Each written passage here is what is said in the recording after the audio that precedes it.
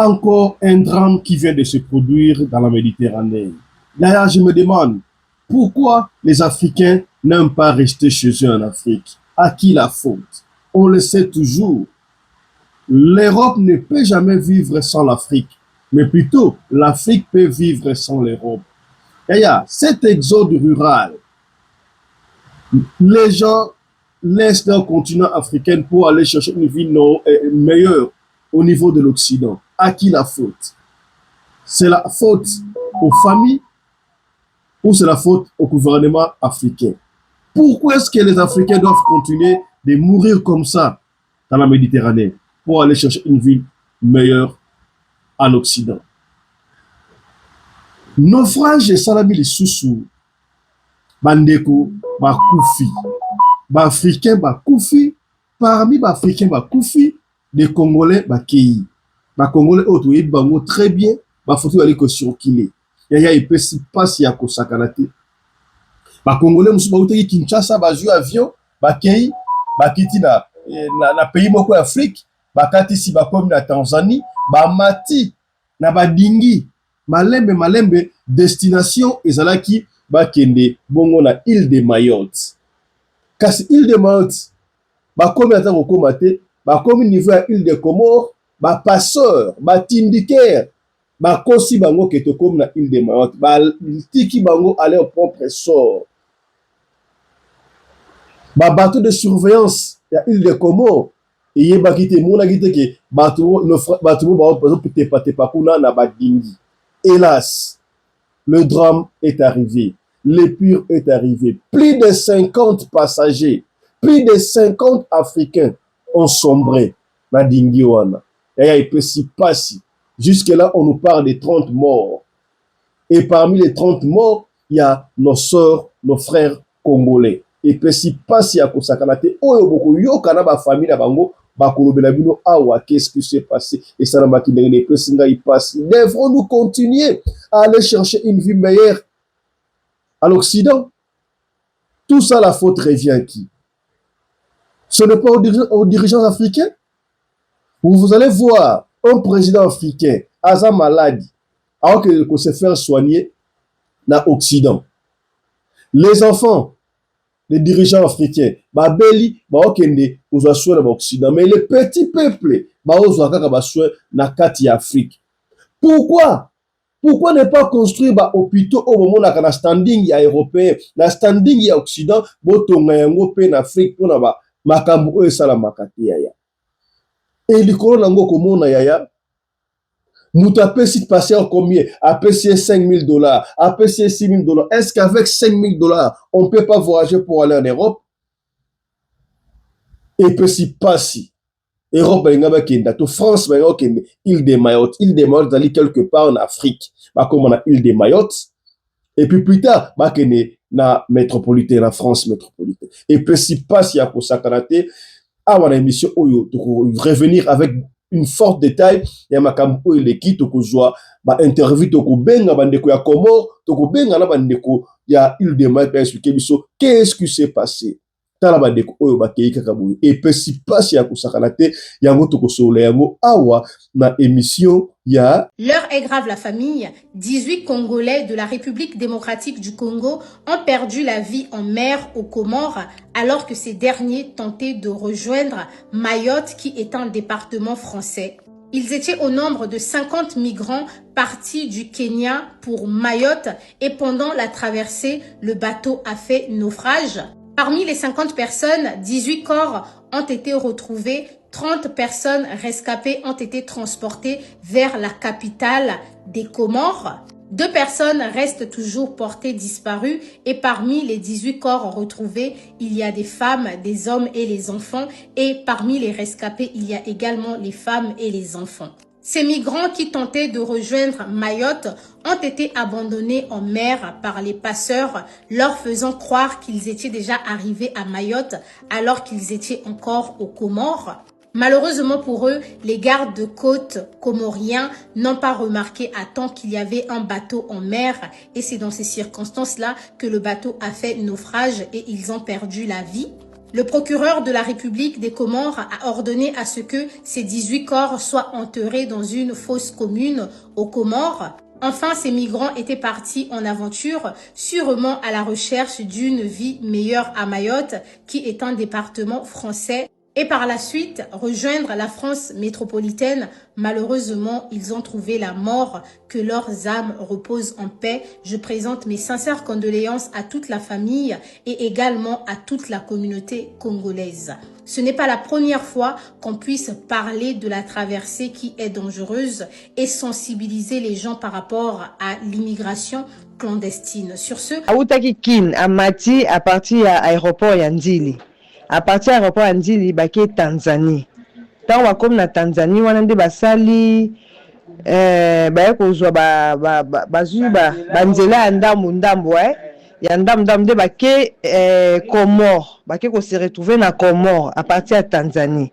Na Comores siko nde bayaki kokutana na ba passer o bakatisaka batu po bakeni na île de Mayotte bapesa bango bambongo po bakatisa bango bakota côté ya Mayotte. Na à partir ya Mayotte wana ba congolais bazaki ebele bazaki à peu près 50 nde na tindelo vidéo wana mais majorité ya mingi nde bakufi baza 18 na par rapport à 18 na parmi 18 wana mwana biso pe ya mwasi aza na kati oto tindeli. Bonjour à tous, bien le bonjour. Kim Cosmétique vous présente sa nouvelle marque de soins corporels qui est constituée d'une thym banane, thym caramel et thym métis. Bonsoir ma papa, ma maman. Kim Cosmétique mokonzi ya loposo ayeli bino ba solution ya sika. Ba solution ya sika pona loposo na bino pona ba problème na bino nyoso ya loposo Kim Cosmétique nde solution. Na memeli bino 3 gammes na ngai ya sika. Première gamme ezali thym banane, deuxième gamme ezali thym métissé et troisième gamme ezali thym caramel. Et nga na memeli bino susu ba coffret yango yo pona ba fête. Ba papa bokoko offrir ba mama ba coffret, ba maman pe bokoko offrir pe ba papa ba coffret. Maman Kim Cosmétique donc a memeli bino susu ba produit ya sika pour na chaque partie ya nzoto eza na traitement na yango. Ba gommage ya nzoto yango yo jam susu ya ba gommage ya nzoto yango ya bato baza na nzoto ya makasi po yo telezaka mwa pasi mwa makolo place ya mwindu makasi ou mwa maboko ba coude wana nyoso yango gommage. Et puis ba coffret ezali ya lisusu ya ba tampon na bato ba betami ba tampon me ya sika. Et puis naza ba gel douche mususu yango ya thym caramel et puis naza ba gel ya thym métissé ya thym banane. Naza lisusu na savon ya sika do ezolongola ba mami, o ezolongola ba poche, o ezolongola ba tampon, o ezolongola pe ba nduta yango à la base de tomates. Naza lisusu na ba huile rajeunissante pour le corps. Donc exemple mususu teta lobité, ngana besoin ko ba mafuta te, ngana besoin ko la makasité. Donc on a besoin il y a huile à la base de tomates, c'est-à-dire à base de osimia limeti pembene sase papa sueno nini babo makamoto na petro te polamba na babola esengi makala yo timabanga Edgar Mvumbi papa na soki osali bongo wanobomi moto bolingo nanga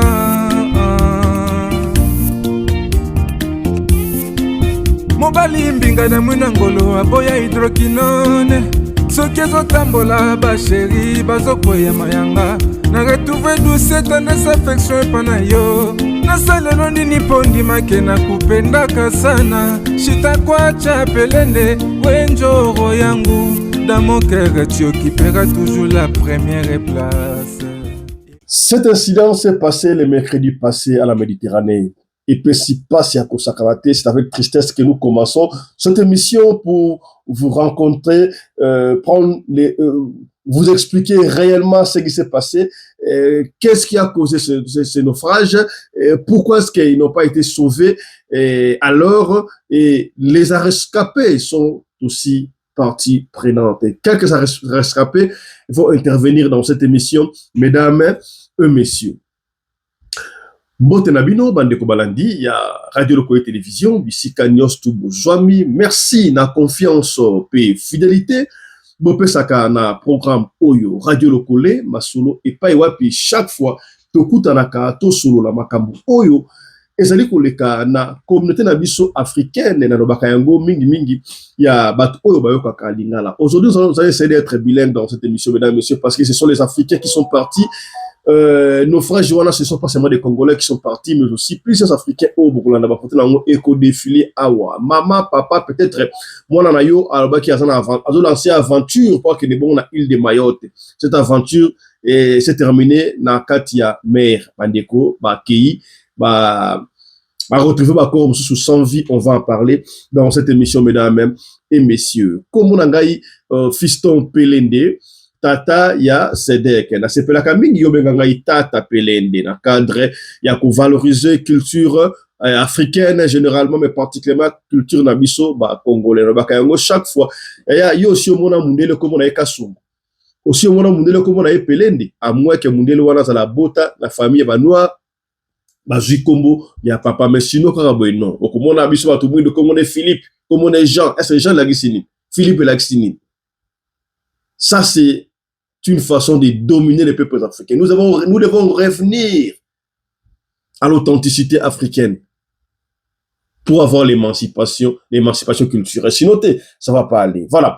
Ce qui m'a dit, bosso, autant la biso, chaque fois, yaya, yebaka bongo ko s'abonner. Ceux qui ont s'abonné, kobo sanate ko fina cloche à notification pona orataka programme nabiso ata soki mukete. Tout nan de ko pembeni papa pembeni. Est-ce que oyebi radio lokole yaya parler de cette émission sur les gens. Yaya sakayo c'est le seul programme, la seule émission oyo papa na mamba fandaka bazoko landa na suka longo bako simba quelque chose. Voilà, kendaka ndengo wana. Vous pouvez aussi nous suivre sur notre deuxième chaîne.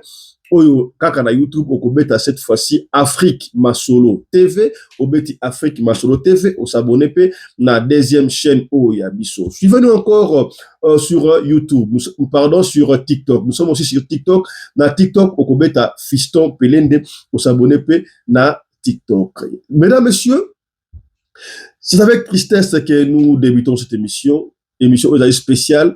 Nos frères Jabande qu'on a vu au ça va mercredi. Bakei, Bacholi, na Mai. Naufrage Salami, Dingi et Katani. Et il y avait pratiquement presque 50 ou plus de 50 Africains à Kati à la conquête d'une vie meilleure pour aller à l'Occident. Qu'est-ce qui se réellement passé? Dans une vidéo, dans un audio, on va appeler les gens de l'île de Mayotte. On va appeler les gens de l'île de Comores. Oui, qu'est-ce qui se passe là-bas? Ma famille est belle, ma tika na Kinshasa, na Plaire, na Yaoundé, là. Ma famille na Brazzaville, là. Partout en Afrique, là. Et puis, s'y passe.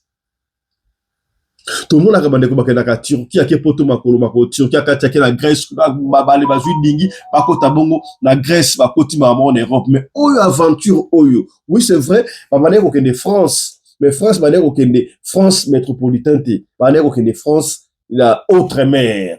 C'est-à-dire que na île de Mayotte, la France, n'est-ce pas? Vous vous rappelez encore to betaka li solo awa. Tango banaye ko traquer batu, ko kanga batu, au bana sans papier. Et banaye na France, mais Outre-mer, na île de Mayotte. Vous savez, par exemple, la première chaîne, il y a réseaux sociaux autre lobaki yango bande ko benga kibiso ebele voilà papa Fiston makamwane ko suka ka kuna na île de Mayotte. Après tout, île de Mayotte c'est Afrique et ça pote c'est la France, n'est-ce pas? Ndeko o aleka awa président ba congolais île de Mayotte ba non ba lobisi bango bien et bandi awa na ba île la France outre-mer et puis au na métropolitain boko benga yango za li France tenene au moment où muto na île de Mayotte ça plus 33. Plus 33. Alors, les moyens les plus faciles, on a le col à Bakangi, Europe, les gens, aventure nabiso, il y a okende, naba île, il y a Mokawana, j'ai par exemple île de France, île de Mayotte, et vous allez France au commun, soko se régularise dans Mikanda, au cause avion, ok na métropolitain, ok sur Paris. Alors, bandeko oyo, c'est lancé qui na aventure one. Et à tout partager, monsieur. Tout partager émission peut-être ndeko pe asa parmi ba victime oyo ba otiko kendi oyebité Alors to partager mission oye kabwana le plus vite que possible pour bandeko batala makambo eli kusalama. Bandeko se sont dit to se lancer dans l'aventure au lieu to ke na Méditerranée to ke na niveau ya Grèce tika to ke nzele ya mokuse to ke na France outre-mer otobengi île de Mayotte. Bandeko musu balungo Kinshasa boko kanenge bandeko no ba expliquer awa. Ba futi mbongo bakelaki mboka ni bake non, avant comme na Tanzanie bakelaki Côte d'Ivoire. Ba ko expliquer mboko bakelaki wana. Ba komi kuna en fait point de départ na bango ezalaki bakutana na Tanzanie. Ya bakutani na Tanzanie. To bakutani na Tanzanie, bapenga ba passer. Musu benga bango batindike, musu ba passer, musu ba ganki yana bakombo bapenga bango kanenge. Bato oyo ba mataka bato ba dingi. Papa fiston dingi za nini dingi za li benga boatu. Ba bateau ya mike ba kano wana oyo ba mataka bato bataka na ngo mpepe. Batia ngo mpepe. Bomati na 4 et même au moins plus de 30 à 40 personnes, voire même 50. Bandeko oyo, imaginez une jeune dame, Missou Bazagi na basi, na bana, bazo ko rejoindre ba famille na bango. Bazo ke nesa l'aventure, amoni Kinshasa et Pelimoto, Afrique et Pelimoto, tika na ke nesa l'aventure, na ke nanga na mboka mususu. Ce qui n'est pas mauvais, ba ke ko vie nouvelle. Na Tanzanie ba mati. Na dingi. To benga so na bi bateau comprendre que ça dingi wana. Ba matina ba dingi na ba bateau wana. Ba bandi kokeni. Destination zalaki île de Mayotte. Île de Mayotte ezali France outre-mer. France karatoloba. Kaka ndenge ba mataka bateau na niveau ya Turquie, bazo okende Grèce, mais aussi ba matina Tanzanie, bazo okende île de Mayotte. Ba bandi kokeni. Avant comme na île de Mayotte, on koleka île de Comores. Tangu ba komi na île de Comores, ba okene mai mer na mer. Imaginez osala pendant tangu la na mer, boza couverte likolo ndengwana. Bon misu ba ta sauvetage, misu ba ta rapete. Okomona ba mama na bana ya ndi boali komona na 4 na ba bébé, nyonso na pona koluka une vie meilleure. Pasi na motema yaya. Tangu ba komi na île de Comores, ba passeur, ba tindike wana. Na ebite ba bosana ki boussole kosaki bango to basala ki yango na nko. Po basala ka yango nenga ko batama. Ba koso ba tiki bino wana tangu ba bateau de surveillance ya o surveillaka parce que ba pays nyo surtout o ezana ba mer, ezana ba fleuve, basala ka na armée. Ba armée de surveillance ya ba mer na bango. Ba ka ko surveiller. Soki ba kendaka ti na île de Mayotte, ba bateau de surveillance ya France elinga komona bango. Mais bango na ebite ba bosala ki boussole to boussole compliqué ba to basala ki yango na ko ba tiki bango na niveau ya île de Comores. Na mer ta île de Comores ba yebisi bango ke non to komi awa na île de Mayotte. Bo te patepaka ndengo wana tango ba bateau wana ya surveillance ekoya ba kozwa bino ba okena bino. E ba gangi ba ki ba passeur ba ki. Banda esika batikaki bango ça a pris du temps.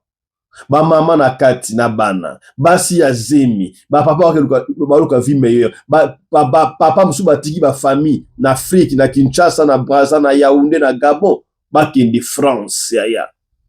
Tellement ça a pris du temps. Ici, rappelez-vous ne balelo ba kinini ke ba dingi wana za ka bataka ngo mpepete. Elle wa lo rapumete mu pepe. Et fouli.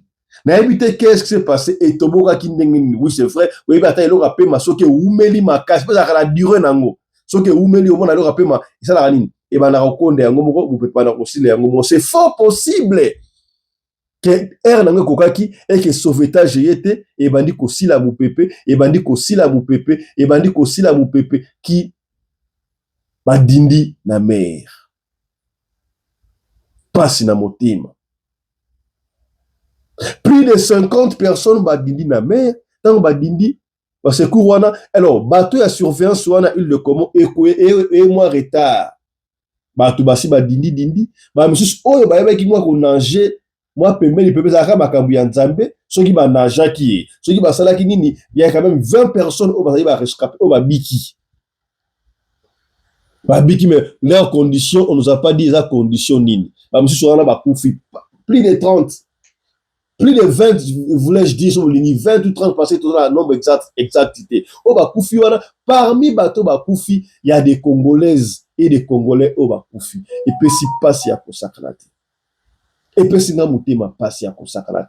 Tout à l'heure, comment ça s'est passé? Moi, un reportage des 3 bouquets. Et puis, bon, yo, ma famille, il y a Bandeko Oyo, moi, quand Bandeko Oyo, ma personne Combo, il y a besoin de photo de défilé, ce sont des Congolais. M'a expliqué qu'est-ce qui s'est passé. Et puis, gouvernement, il y a île de Comores, on est fausse commune. Fausse commune, c'est-à-dire qu'il y a en vrac. Ça va sans papier. Finalement, il y a la libulu, fini kibino. Oh, il passe. Nous sommes pour une vie meilleure.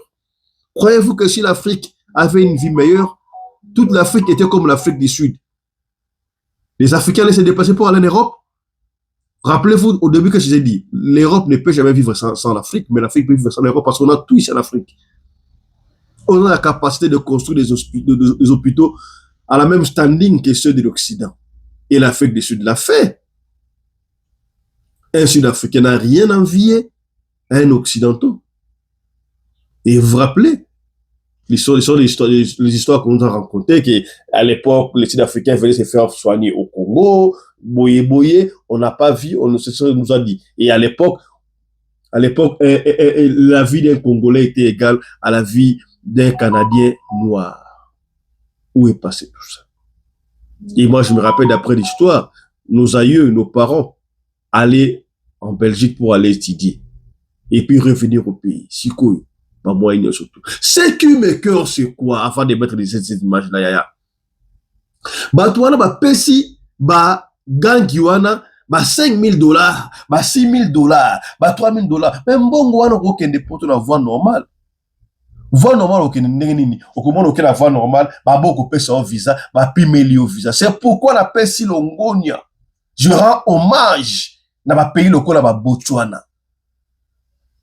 Botswana va aux États-Unis sans visa, Kati, ABC bango, non, États-Unis non, voyage sans visa aux États-Unis, il faut avoir un visa. Ah, le cas là, petit si biso, tu as sans visa.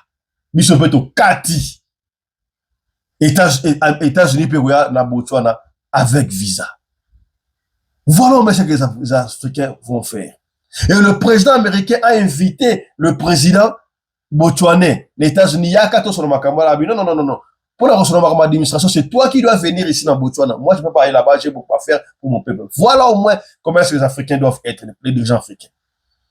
Et ici, je vous rappelle, Botswana est parmi les rares pays du monde. Oh, ceux qui m'ont botami, l'État kateli mabele, mabele na Botswana. Le pango, mabele, na botami, voilà comment gérer le pays. Et Mbonga Botswana, Pula, et ça par exemple, ça m'a cassé en Afrique, pour ne pas dire numéro 1 en Afrique. Et la corruption n'est pas acceptée en Botswana. J'y étais, je vous dis, là c'est le moment où on a yépi. Pourquoi est-ce qu'il y a exode? Est-ce au monde, t'as le pays mingi, est-ce au monde a Botswana, bazana bango a gozangate, batu à se sentir libre à l'aise jusqu'à Fandi. Botswana va voir pas pour matin, parce qu'ils sont tous chez eux. À la place des Botswanais devaient être les Congolais. Tant la sika bagao kufa plus, pamba kakabou. Et tout peut ça passer à Kosakarate. Tout à la image oyo nenge ba expliquer, on vous revient et puis tozwa bandeko oyo bazana île de Mayotte. Suivons. Si pema wandeko mwasi oyo bomoni kombo na ya Adeline Koko. Adeline na bandeko mususu ya ba Congolais bakufi na mboka ya Comores pona koluka kokota na département français ya Mayotte et permettre bango bakende France.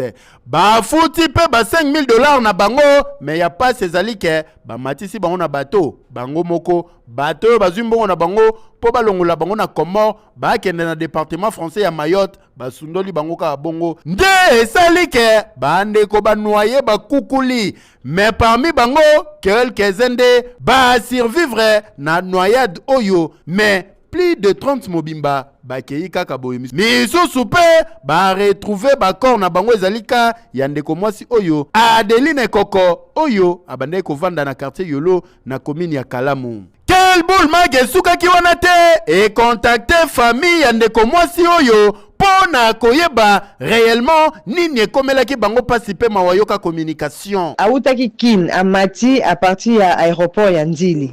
A partir ya aéroport ya Ndili bake Tanzanie. Tant wakomi na Tanzanie wana nde basali baye kozwa bazwi banzela ya ndambu ya ndambu nde bake Comore bake ko se retrouver na Comore à partir ya Tanzanie. Na Comore sikoyo nde bayaki kokutana na bapasser oyo bakatisaka bato mpo bakende na île de Mayotte bapesa bango bambongo mpo bakatisa bango bakota kote ya Mayotte. Na à partir ya Mayotte wana bakongolais bazalaki ebele bazalaki à peu près 50 nde natindelo video wana mais majorité ya mingi nde bakufi baza 18 na par rapport à 18 na parmi 18 wana mwana biso pe ya mwasi aza na kati oyo totindeli ba photo milimo na bango. Il y a 30 survivants qui se trouvent dans cet hôpital que vous voyez derrière moi. Sur les 51 passagers déposés sur cette plage, en tout cas non loin de la plage de Mitsamiouli, une ville située à 40 km de Moroni, les passeurs ont déposé ces migrants sur un banc de sable en leur assurant qu'ils étaient bien arrivés à Mayotte. De là où ils se trouvaient, vous voyez la ville. La tragédie a débuté quand ils ont entrepris de marcher pour atteindre le rivage, se rendant compte qu'à quelques mètres de là, ils n'avaient pas pied, beaucoup ne savaient pas nager. Leurs cris ont alerté des jeunes qui regardaient le match Newcastle-Barcelone hier dans la soirée. 8 corps ont été repêchés dans la foulée. Il y avait des femmes et des petits-enfants. Ce matin, 6 corps ont également été retrouvés. Les recherches se poursuivent et le bilan, lui, risque fortement de... L'heure est grave, la famille. 18 Congolais de la République démocratique du Congo ont perdu la vie en mer aux Comores alors que ces derniers tentaient de rejoindre Mayotte qui est un département français. Ils étaient au nombre de 50 migrants partis du Kenya pour Mayotte et pendant la traversée, le bateau a fait naufrage. Parmi les 50 personnes, 18 corps ont été retrouvés, 30 personnes rescapées ont été transportées vers la capitale des Comores. 2 personnes restent toujours portées disparues et parmi les 18 corps retrouvés, il y a des femmes, des hommes et les enfants et parmi les rescapés, il y a également les femmes et les enfants. Ces migrants qui tentaient de rejoindre Mayotte ont été abandonnés en mer par les passeurs, leur faisant croire qu'ils étaient déjà arrivés à Mayotte alors qu'ils étaient encore aux Comores. Malheureusement pour eux, les gardes de côte comoriens n'ont pas remarqué à temps qu'il y avait un bateau en mer et c'est dans ces circonstances-là que le bateau a fait naufrage et ils ont perdu la vie. Le procureur de la République des Comores a ordonné à ce que ces 18 corps soient enterrés dans une fosse commune aux Comores. Enfin, ces migrants étaient partis en aventure, sûrement à la recherche d'une vie meilleure à Mayotte, qui est un département français. Et par la suite, rejoindre la France métropolitaine. Malheureusement, ils ont trouvé la mort, que leurs âmes reposent en paix. Je présente mes sincères condoléances à toute la famille et également à toute la communauté congolaise. Ce n'est pas la première fois qu'on puisse parler de la traversée qui est dangereuse et sensibiliser les gens par rapport à l'immigration clandestine. Sur ce, prenez soin de vous et surtout faites attention à vous. Merci. Voilà, bandeko balandi, touti kotala ba image, pesi pasi ya kosakara te, comment ça expliquer, ba Congolais, ba Koufi, ba Africain, ba Koufi, pour la koluka, vie meilleure en Occident. Et pesi pasi, leur destination, votre lobby, là qui, île de Mayotte. Île de Mayotte, c'est la France outre-mer, c'est la France, bien sûr. Et pesi pasi, ba comme la France, en gros, tout est, ba tikal na Méditerranée. On va joindre, bandeko na biso, on va savoir, on a île de Mayotte, va expliquer, biso, comment ça s'est passé, et ba, ok, ils sont là, on a n'engenini. Donc, bonjour. Ah, bonjour, oui. Ouais, je rappelle que vous avez l'île de Mayotte, Sikawa, vous avez moko ya Congolais vivant dans l'île de Mayotte. Tout le monde drame, des tragédies autour de ça, pour les Congolais, Africains généralement. C'est là ça qui est une aventure. Il y a Koko Mabongo en France, outre-mer, île de Mayotte, comité, Chouki, na île de Comores, na Méditerranée. Et comment ça s'est passé? Kuna bosi sango ndeni. Qu'est-ce qui s'est passé juste? Kuna bosi sango ndeni. Bon, sans vous dire que bandeko laki bakimi na baraison oyo ebi ndenge mboka eza kuna na makambo oyo sepasi na mboka baraison eza diverse bayaki na Tanzanie bakomi na Tanzanie bazwi baembarcation tobengaka de fortune bakwasa et voilà donc falaki baya Mayotte etango bakomi na île de bakomi na île comorienne tobengi Anjouan na Moroni ezalaki basse marée donc mai ya océan ekitaka batiki bango na banc de sable juste na mabele tango mai ya océan ekiti na kati ya mai donc il y a des endroits comme ça bakomi déjà na Mayotte bakokanta bakomi na Mayotte bakomi ko se diriger pour bakende sikoyo na rive c'est-à-dire na mabele balobi d'abord bakomi na Mayotte bakosi bango etango esalami bongo alors bakomi ko s'avancer bazokoma te ti marée donc mai evimbi lisusu nde banoyaki base noyaki bakufaki na bana mike ya mosusu babikaki parce que baya kosécourir bango na bapêcheur voilà. Mais est-ce que île de Comores eza mpe France outre-mer toza na compte ya France te? Non, île de Comores eza na compte ya France te. Bon, ok. Eza na compte ya France te. France nde ezali Mayotte, juste Mayotte. Ok, mais géographiquement, ce sont les îles comoriennes, mais ils ont la carte à France, de France car nde Mayotte. Mais passer wana basalaka ndenge wana est-ce baperdaki contrôle la boussole bayebaki ke batiki bango na Comores bakosi bango Mayotte bayebaki te esalamaka lia ndenge wana esalamaka bongo te bango batiki bango bakosi bango mpo bayebi ke soki bakomi ti na Mayotte lelo Mayotte atie baradar partout ya contrôle. Donc si badétecte bango bakozwa bango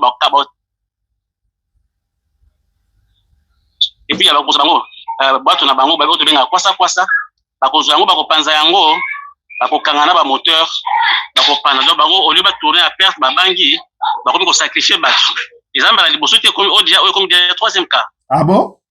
Oui. Mais est-ce que avant bango ezalaki ka moko ya lolenge wana mais voilà sikoyo oyo tobengaka moto akombaka bwatu wana ye nde asalaki manœuvre baye kozwa ye na banyani mosusu ya kimi atiki bango kongoleka na miso makasi mécanicien azalaki na kati parmi bapassager wana nde akombi abungi apelisi moteur bakokeleka bongo nde bakuta nde bapêcheur nde baorienté bakotina Anjouan bakota ti baprison kuna babimaka me bandeko na bajournée basikaki bango bakotaki na mboka Mayotte. Oh là là, est-ce que sango kuna na Mayotte bozwi yango ndenge nini bato mosusu bazalaki na kati ya bato yango soki mpe bingi soki nini ozobenga ngo komo wana est-ce que bamosusu banda korejoindre bafamille na bango bayebaki na bato kuna banda kozela bango tokoma bamosusu korejoindre bafamille na bango ndenge oyo olobi bamosusu baye bakimika baproblème na mboka yo moko basociété na mboka bamosusu korejoindre bafamille na bana mike bazali babebi bakufi donc plus de 20 personnes donc lui tozwi encore batojwi encore baréfléchir encore ce qui 11 corps donc bakomi batrentaine bakomi 31 personnes bato okufa. Et communauté congolaise kuna bafamille oyo bandeki kozela bato na bango bazoya baza pa combien? Baza ebele matanga ezali vraiment il y a des veillées ici donc les gens pleurent. Moi quand ça que na sœur on a ya kufi msona mwasi msona bana donc franchement vraiment communauté congolaise ezali vraiment de est-ce que c'est ça quelques Burundais et Rwandais bazali na kati. Oh même des Rwandais baoki mboka na bango. Oui Rwandais baza ebele pe bakufi na kati wana na Burundais. Et à part Rwandais, Burundais, Congolais, Africains, Musulmans, banani. Rwandais, sur la commune de Mayotte, Congolais, Nyamurenge. Oh. Donc voilà un peu. Tu l'as dit, que gouvernement comorien, il kunda na fosse commune lokola bibouele babwa ki na libulu ngwa, c'est vrai? Oui parce que au moins les baza musulmans ba ko ou mais na libanda te. Et puis voilà la famille était obligé de prendre une fausse commune ngo ko loba. Voilà tozo na liste ba kombo ya batu ba kufi na kotindela yo yango au public peut-être pe bon na Kinshasa ba ko se retrouver. Ok, tindela biso rapidement sika boye to tanga yo kaka na émission awa dès que to ka to tanga yo na émission awa. Est-ce qu'il y a quelque chose à ajouter à part makambo lobby interpellation d'être na gouvernement na ba famille message à compassion no lobby awa te? Bon, na ba famille ezali kaka que vraiment en tout cas na bosembo basala très attention na Tanzanie bakomi kobomisa bato donc moyen bakoma île de Mayotte ezate parce que c'est comme makasi donc soki bazwi bapasseur baza lié na baréseau wana ya kokotisa bato na Mayotte faut bakota baprison allant de 1 année à 2 ans. Oh. Et puis embarcation na bino bakozwa yango bakotumba yango et tout ça donc vraiment les gens si je peux conseiller vraiment qu'ils fassent très attention parce qu'aujourd'hui là bazo kuma sous Mayotte était si bakomika na Comore balashi bango donc bakobika bakozwa des chances peut-être bakoluka sous ba moyen mususu bakoma tina Mayotte. Ce n'est pas facile. Donc, c'est vraiment c'est trop risqué maintenant. Qu'est-ce qui sépare l'île de Comore na l'île de Mayotte? C'est toujours l'océan. L'océan Indien, hein, donc il y a quelque chose de moins de 900, de 6 à 700 kilomètres. Donc, Batikari bango na 700 km à l'île de Mayotte. Ah, tout à 900 kilomètres. Et ça Moussika? Oui. Du point de vue vie sociale, il y a l'île de Mayotte. L'île de Mayotte, c'est la France, hein? L'île de Mayotte, l'île de Comore. Vie sociale, il y a Banane et Agito. Ah, mais Mayotte, c'est la France, c'est un département français. Ils ont le rôle à Paris, ils ont le rôle à Bordeaux, ils ont le rôle à Lyon. Ils ont un département français, c'est le tout dernier département français. Donc, si les conditions de vie, ils ont très amélioré, c'est la France.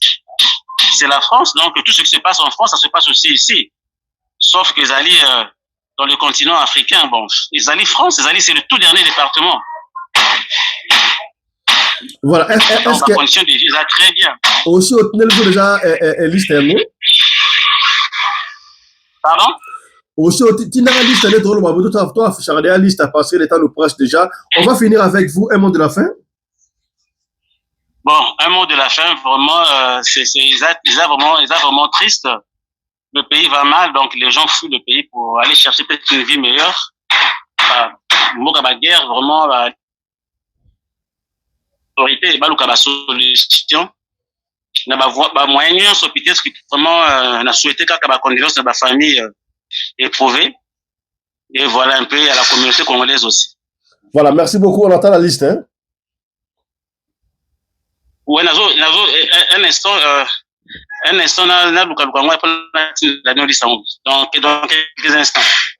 Voilà, merci beaucoup. Mesdames et messieurs, c'était notre frère qui vit du côté de l'île de Mayotte. Mayotte, c'est la France, mais c'est la France, bien sûr, elle a expliqué en gros. Donc, il y a un gros coup de s'aventurier. Alors, vous avez de quoi expliquer. Il y a toujours ben d'abino mato, il y a un petit peu de bakana munoko nini. Tu as vu que les bisous africains généralement, et particulièrement les Congolais, parfois kumputu, tolingaka poto. Et c'est pas de notre faute. Parce que situation, il y a des pays africains, ils allaient malamuté. Les dirigeants africains, ils se permettent d'aller se faire soigner eux-mêmes avec leur famille en Europe, l'Occident, et qu'on soit. Ils s'offrent une belle voiture, vie à malamu, mais le peuple va souffrir. Vous allez voir. Président africain, bazolinga kolongwate, mutaka kuya mukolo, azotika na mandat de yilo, c'est pas comme si la pays africain comme un royaume. On va pas rentrer dans la politique, mais tosonga sima okoma mutu. Tala sima zonga mutu yaya. L'Afrique peut bien vivre sans l'Europe, mais l'Europe est pourvue à sans bisoter. Parce que nous on a tout ici. Et je viens de vous donner l'exemple de l'Afrique du Sud. L'Afrique du Sud c'est pas l'Europe, hein. C'est pas l'Europe, c'est l'Afrique. Mais c'est pas l'Afrique comme toutes les autres Afriques. Hein. Je vous dis vrai. Afrique du Sud, aussi, va poser en Europe. L'Europe était le matin, moi, je vous dis. Hein. La condition. Et les gens qui disent, l'Afrique du Sud va souffrir. Au quoi il y a milliers. Qui vous dit que la France ne souffre pas? Au quoi il y a milliers. C'est quoi ton objectif? Au comment il y a Afrique du Sud? Il y a des Congolais qui vivent une bonne vie, belle vie, en Afrique du Sud. La vie est belle en Afrique du Sud, moi je vous dis. La vie est belle. En Afrique du Sud, bon, ça là-bas, exploit, c'est impossible. Au être monté en Europe, au Kokamote. Bon, opportunité, eux, en Afrique du Sud, parce que nous sommes en opportunité, on et imaginez un peu ce qui tout Afrique, c'est qui me à l'époque où les Sud-Africains, ils quoi se fait soigner en Afrique du Sud. Standing, au même niveau de vie des Canadiens. Si vous avez commandé, Rappelez-vous que Dubaï, en 1980, Dubaï, c'est le hôtel. Dubaï, c'est le hôtel en 1980. À cette époque, on parle de la Kinshasa la Belle. Kinshasa la Belle. Bah, Dubaï, c'est le hôtel. Mais ce hôtel à Dubaï n'est comme. Tout le monde veut aller à Dubaï. Tout le monde va aller à Dubaï. Ce n'est pas encore impossible. On peut se rattraper. Le dirigeant africain, vous pouvez rattraper l'Afrique. Ce n'est pas encore trop tard. Conscientisez-vous. Ne vous lancez pas. Ne vous mettez pas dans ma futilité inutile. La canne. La canne est au CAF. Comme l'Afrique de football, sur CAF, sur Pécan, sur CAF, sur Inin. Le Sénégal avait commis une imprudence, oui. À Bakatagima, c'est une erreur, oui. Mais pour Nanini, bon déclaré bango forfaité la minute tuana. Bon déclaré bango forfaité pour Anini, bon katamash que vous pouvez coupe na Maroc. Vous avez attendu, bon que bazogi match ba beti ba chebi ba gagner et vous prenez la coupe, vous remettez au Sénégal, bon que 2 mois après, ben à cause non Sénégal a poli la forfait. Il y a ça, c'est n'importe quoi. Ça, c'est n'importe quoi. Oui, on savait que ces matchs-là, il y avait de l'injustice. Alors, ça, Sénégal, injustice, puis surtout, mon Akango. Fallait pas plus en grand coupe Malamoko. Et voyez comment est-ce que, les qui a roua, tout le monde a pêché coupe, après ça, Sénégal a beau, il y a pêché ça par coupe. Donc, les Maroc, est devenu intouchable. Bon, retirer coupe, bon, ça. Non. En Europe, ça ne peut pas se faire. Même en Asie. Ça, c'est l'humiliation de l'Afrique. L'humiliation de l'Afrique. Bah, Marocain, bah, quand même, t'es clair. Ça, c'est pour vous dire que non, l'homme blanc a se croira supérieur à l'homme noir. Et puis, si pas, s'il y a Kosa Karaté. Pendant que nous attendons liste Oyo, il y a Mandekonabiso à Koufi. Et puis, si passe à Kosakarate, on vous revient. Liste là, on va vous donner la liste. Bon, la caméra comme on a évité liste par rapport. Il y a des documents bandeko oyo. Bazala qui n'ont peut-être wana. Au moins la peut-être la liste wana, mais la combo mususu. Mais on a essayé de fouiner, de prendre quelques photos, photos de Tiwana et des photos autour. Mais rappelez-vous, Bartumi va voir ça dans la combo va monter. Et nous sommes très sûrs que Badekiba Kundiwa, Sokin de Konabino, à Kenega Aventura Monate, soyez sûrs que l'équipe Bongo na naufrage Wana. Alors, nous. Voilà, Bandeko, avant de finir cette émission, avant de conclure, Yango Nazo Koyebsara Bino Yaya. Naebi Kesoba Fakumputu. Occasion et mon ami et Pesami, pour Bino, Bokende Poto, il y a Doc, il y a Normal, il y a sans tracasserie. Okende comme étant étudiant. Australie a Fungo Ligé. C'est là qui est émission en déjà. Donc, on a vu un extrait. Il y a émission de Kouanabo, là, n'a pas benga, ya. Sauf que nous, Australie. Okobenga ndeko Gaël, dit Congolais, comment Australien, azo coopéré na ba université, ya. Bon, panza émission, oyo. On est dans l'océan, boye. Dans la Méditerranée, ya. T'as ma foutu combien? $5,000. $6,000. Pour l'aventure, ma souki là. Mais oh, $6,000 wana, $5,000 wana, $8,000 wana, ok, na mukanda, déjà na Australie, ya. Benga de Gaël, na numéro Oyo, plus 61, 40, 92, 11, 273. Na rapande li numéro Australie, benga de Gaël, après la pression, n'engue no kotina mwana na yo ake en Australie, ake comme étant étudiant, soka ici, asune doki. So, en Europe, yé kaka. Bengan de Gaël, na plus 61, 40, 92, 11, 273. Soki numéro Oyo Kanyango Biate Benga Bisna privé, tu peux son numéro Yandeko Gaël. Autre loba quitté, tout lobi. Allez, portez-vous bien. Santé de fer à tous. Chap chap. Tout dans l'émission Oyo, tout ça là qui Nandeko Gaël. Ya to kosola sika boye makambu Oyo ya rokene mikili en poto. Na yebi yango biso africain généralement ba congolais fois kumputu okomona mutu azaki na ba bomengo azaki de très bien na bipili vraiment alors ça la DGI à l'époque direction générale de contribution azalaki très bien azaki na DG Prado na lopango ne surtout ateka biloko ne surtout pas que na poto pe vie simbate lokola tolingaka poto bakotisa biso idéologie wana poto nde likambo te mais linga okende poto la voie normale ya poto oyo ezali ya bien eza ya HR bareinstalle bino na HR boke poto kitoko ozala doki na yo poto ekomi okei ozalaki bien oboka sungunda osala boye ekomi difficulté nana makambo nde ebebi boye ekomi somo linga okende poto ya propre okomi poto oza deja na doki na yo tala opportunité oyo sika boye yaya bapesi biso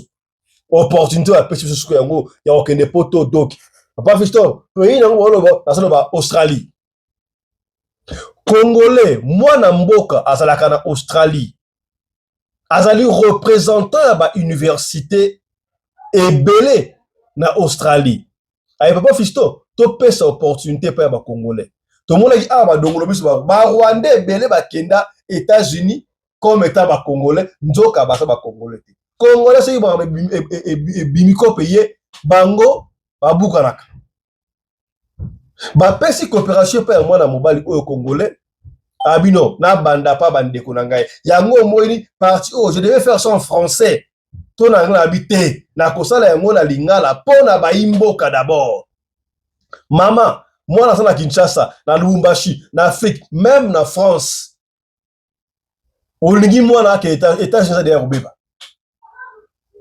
poto ya sika yango from Australie ya Australie yango wana mwana kokende Australie akei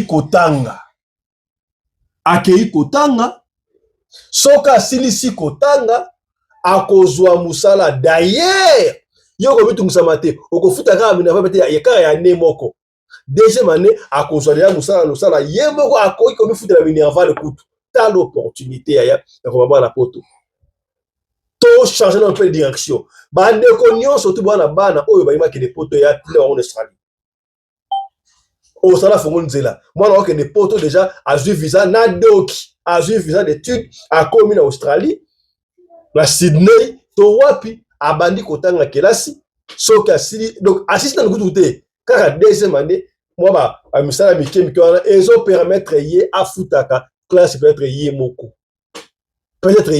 kitoko wapi alors de temps en temps tokobanda kolobela yango pona kopesa bino opportunité mais lelo toyambi pona bino ndeko Gaylor oyo représentant ba université ebele na Australie oyo sona biso awa mwana mboka Gaylor mbote na yo Yeah, bonjour bandeko ya Radio Lokole.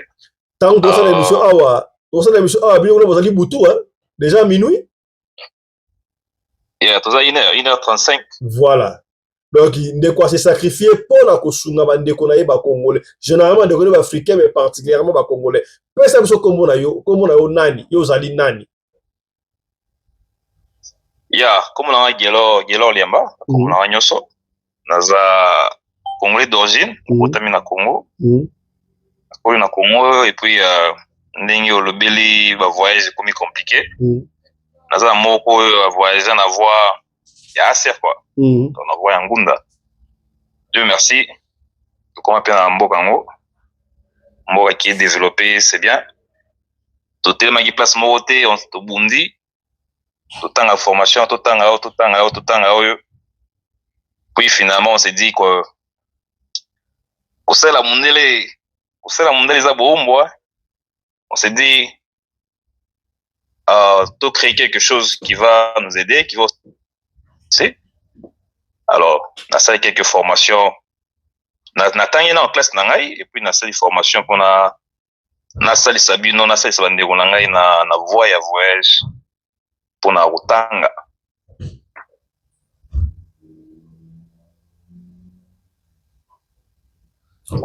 Alors Gaylor, tu es là? Yeah. Allez-y. Oui. J'ai eu formation dans Ngaï. Après formation, c'est légalisé puisque être un agent, puisque je suis un agent, il y a étudiant international. Donc de part et d'autre, donc tout étudiant qui veut venir étudier en Australie, je suis là pour le faciliter. Dans le processus, il y a voyage, processus, il y a enrôlement, bien admission, il y a université. les universités bazana ba règlement na bango bazana ba obligation bazo luka. Alors moi en tant qu'agent je connais quels sont les règlements université et luka na kat ya ba étudiant.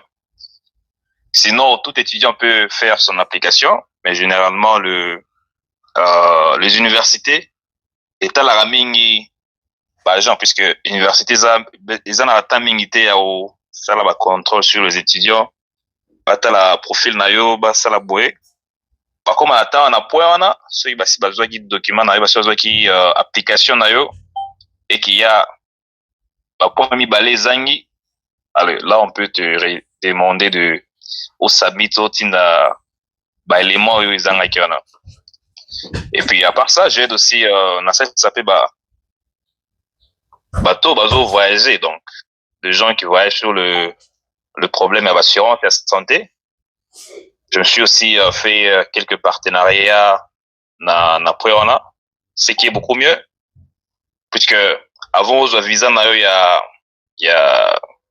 y a étudiants. Tigana tanga ba processus nango.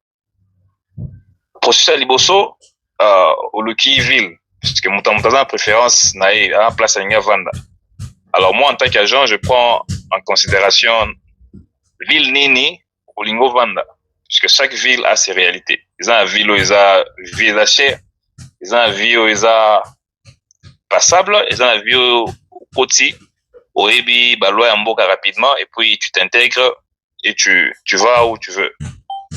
Alors, étudiant à Rubisanga dans une ville telle, dans la ville il y a certaines villes, ils ont une université mi-balé mi-satou, ils ont une ville, ils ont juste une université moko et plusieurs facultés dedans.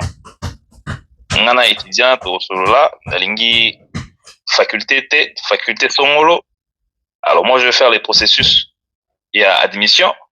Une fois que notre processus noyo est simbi, ok, bah au de la yo lettre, il y a enrôlement pour dire que non, tu as été enrôlé. Et s'il y a quelque chose qui manque, on te dirait que non, que ça lui soit élément tel, et on va voir. Et après ça, donc il y a assurance à santé, puisque na Australie, bah sengayo zana santé nous assuré, baza besoin te ba no benga papa mama moi na yo akoyi moi na sala accident, ba lingi na mbongo no mo foot avant, mbongo ne au traité yo et au tinde l'ambulance et au tinde na prescription ya docteur, baza na ta na te ki no banda ko se stresser, ba lingi pété ki no et le kotanga autant na ba stress donc balingi ozala à l'aise pendant que osala ba séjour na yo ya étude. Une fois enrôlé, on a besoin d'assurance à santé. Assurance à santé, moi je suis en partenariat, donc je travaille avec la compagnie où il y a la assurance à santé.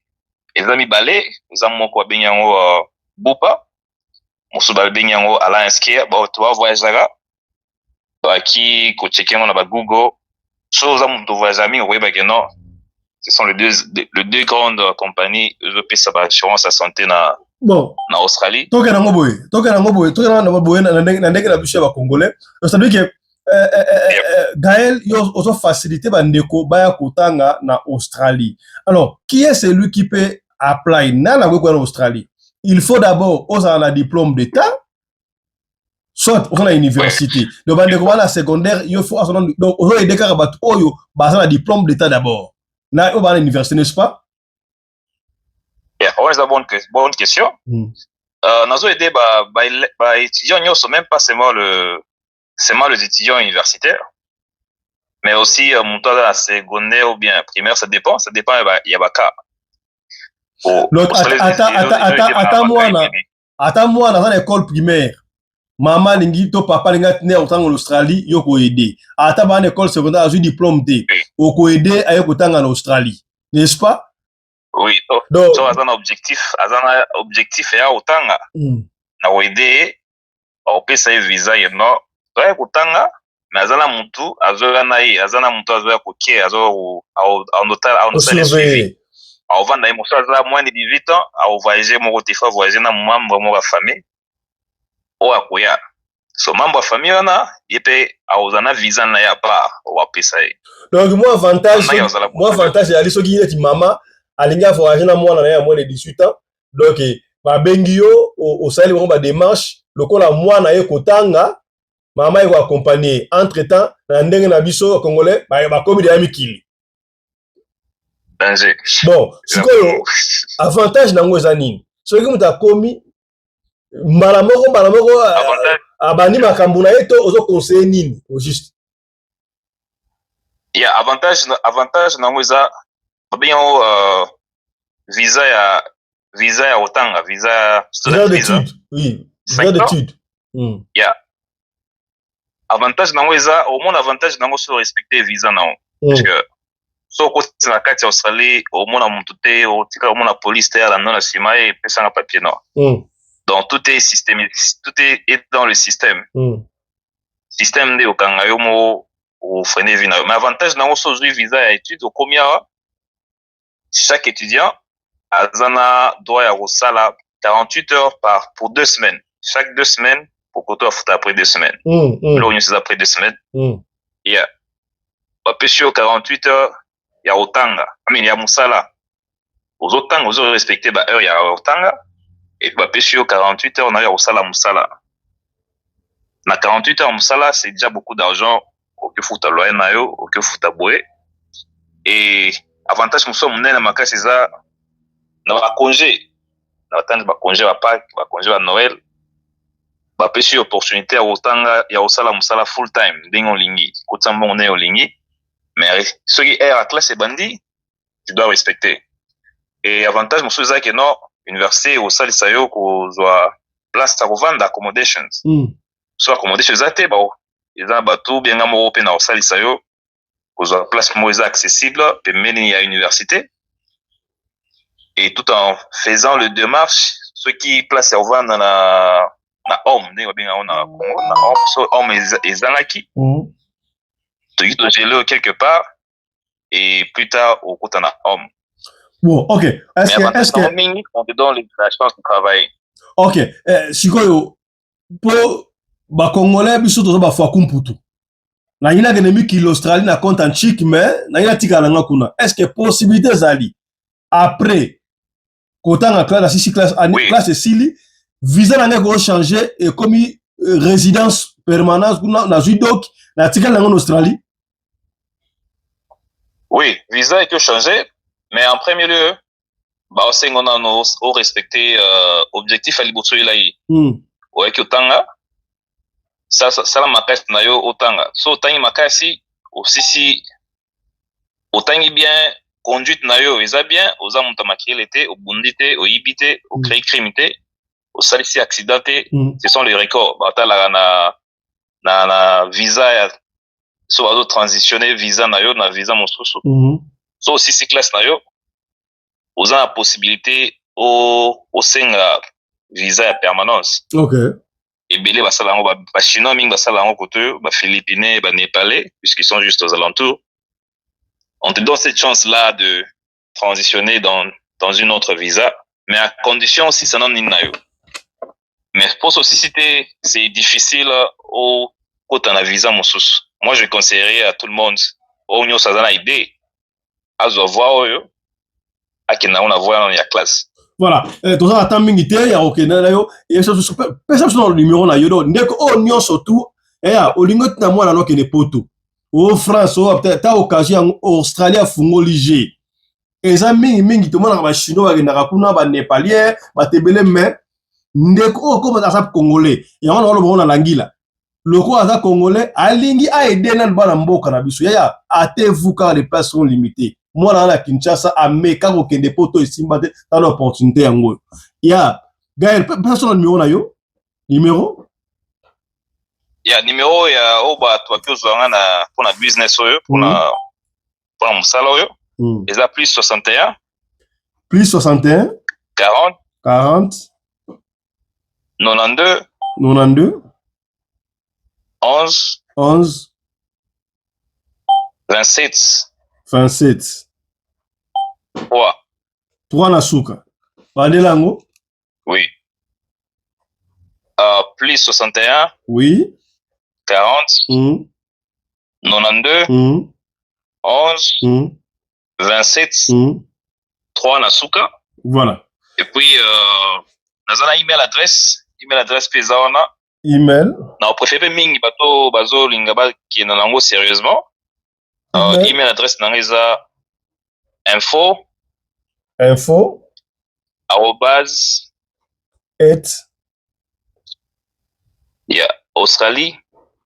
Australia.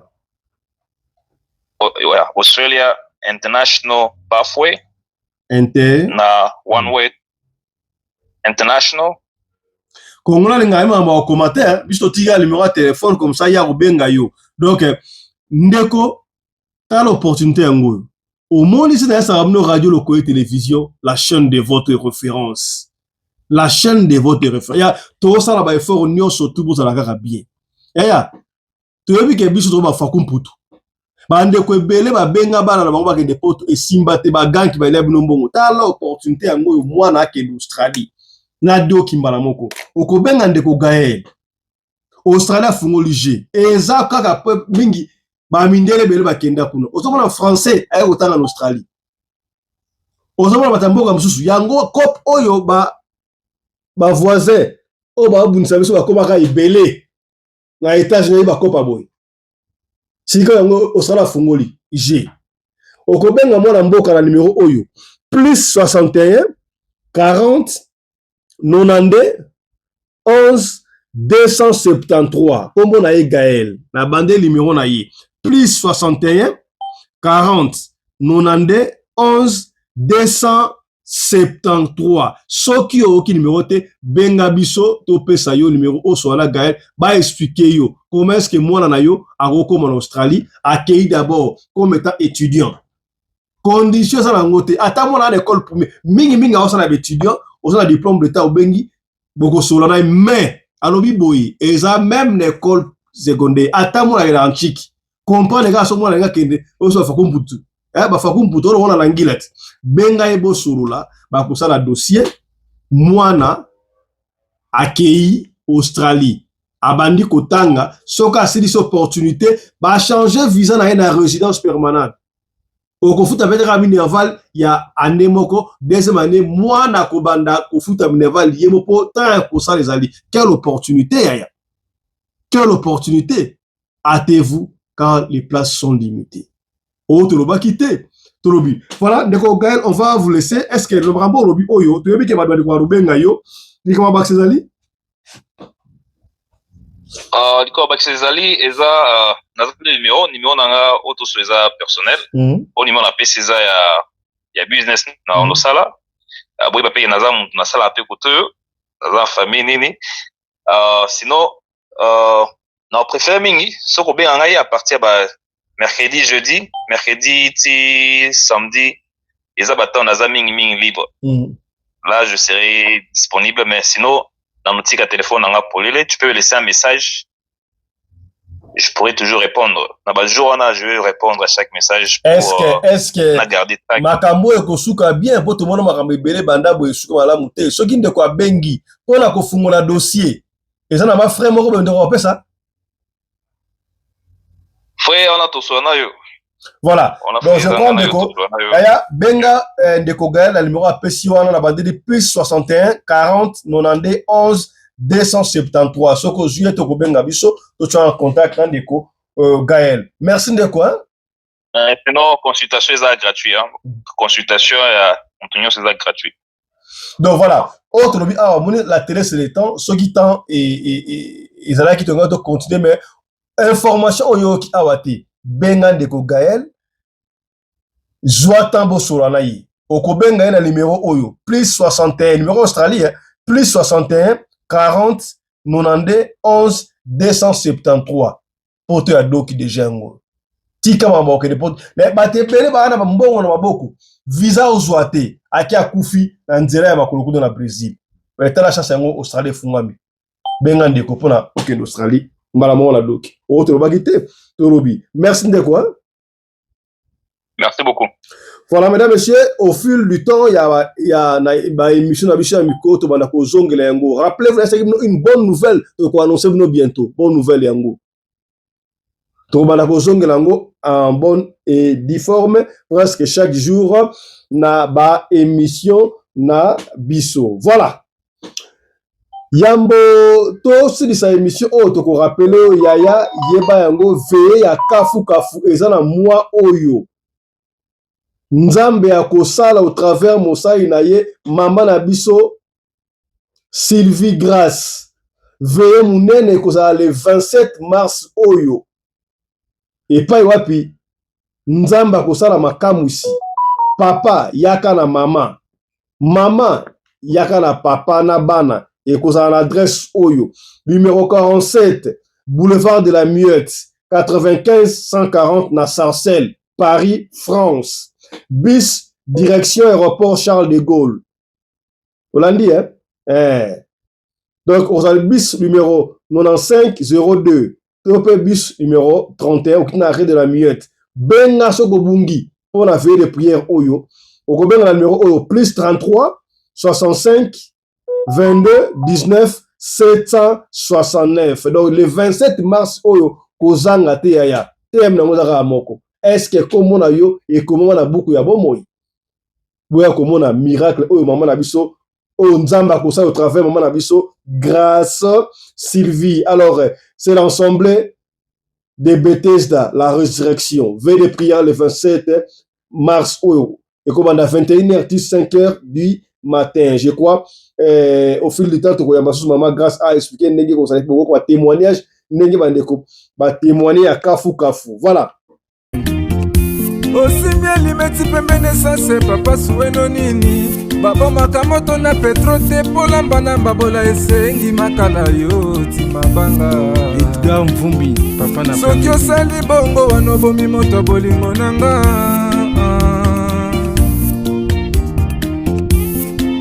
mobali mbinga na mwina ngolo aboya hydroquinone soki ezotambola basheri bazokwea mayanga na retrouve douce tendresse affection epana yo nasalelo nini po ndimake na kupendaka sana shitakwacha pelende wenjoro yangu dans mon cœur tu occuperas toujours la première place.